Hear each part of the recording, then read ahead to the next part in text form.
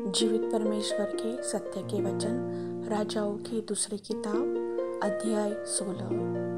रमलिया के पुत्र पेकह के राज्य के 17वें वर्ष में यहूदा के राजा योताम का पुत्र आहाज राज्य करने लगा।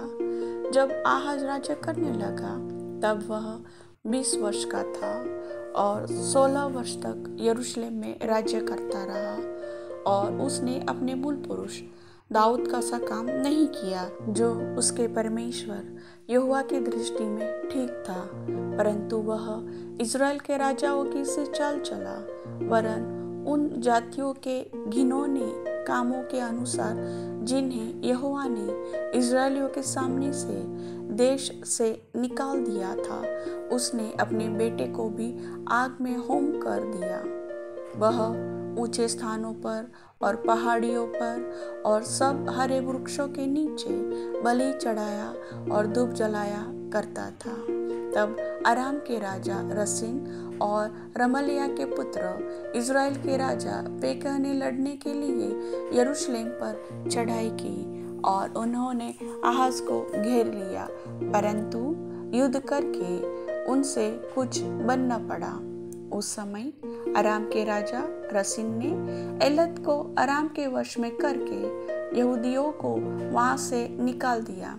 तब अरामी लोग एलत को गए और आज के दिन तक वहां रहते हैं। अतः आहाज ने दूत भेजकर अश्शूर के राजा तिग्लत-पिलेसेर के पास कहला भेजा, मुझे अपना दास वरन बेटा जानकर चढ़ाई कर और मुझे अराम के राजा और इज़राइल के राजा के हाथ से बचा जो मेरे विरुद्ध उठे हैं। आहाज ने यहोवा के भवन में और राजभवन के भंडारों में जितना सोना चांदी मिला उसे अश्शूर के राजा के पास भेंट करके भेज दिया।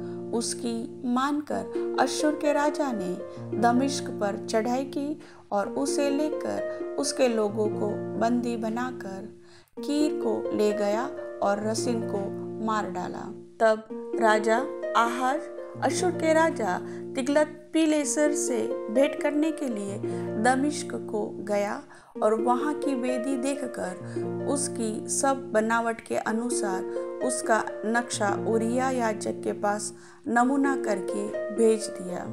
ठीक इसी नमूने के अनुसार जिसे राजा आहाज ने दमिश्क से भेजा था, उरिय्याह याजक ने राजा आहाज के दमिश्क से आने तक एक वेदी बना दी।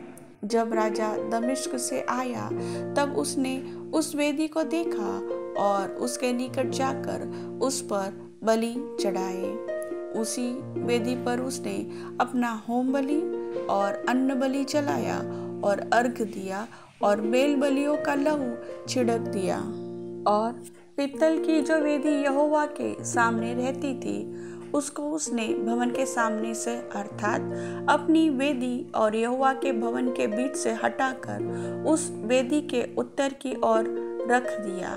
तब राजा आहाज ने उरिय्याह याजक को यह आज्ञा दी, भोर के होम बलि और सांझ के अन्न बलि, राजा के होम बलि और उसके अन्न बलि और सब साधारण लोगों के होम बलि और अर्घ बड़ी वेदी पर चढ़ाया कर और होम बलियों और मेल बलियों का सब लहू उस पर छिड़क और पीतल की वेदी को मैं यहोवा से पूछने के लिए प्रयोग करूंगा। राजा आहाज की इस आज्ञा के अनुसार उरिय्याह याजक ने किया। फिर राजा आहाज ने कुर्सियों की पटरियों को काट डाला और होदियों को उन पर से उतार दिया और बड़े होद को उन पीतल के बेलों पर से जो उसके नीचे थे उतार कर पत्थरों के फर्श पर रख दिया। विश्राम के दिन के लिए जो छाया हुआ स्थान भवन में बना था और राजा के बाहरी प्रवेश द्वार को उसने अश्शूर के राजा के कारण यहोवा के भवन से अलग कर दिया। आहाज के और काम जो उसने किए वे क्या यहूदा के राजाओं के इतिहास की पुस्तक में नहीं लिखे हैं? अंत में आहाज मरकर अपने पुरखाओं के संग जा मिला और उसे उसके पुरखाओं के बीच दाऊदपुर में मिट्टी दी गई और उसका पुत्र हिजकिय्याह उसके स्थान पर राज्य करने लगा। प्रभु वचन के सुनने वाले सभी भाई बहनों को आशीष दे। आमीन।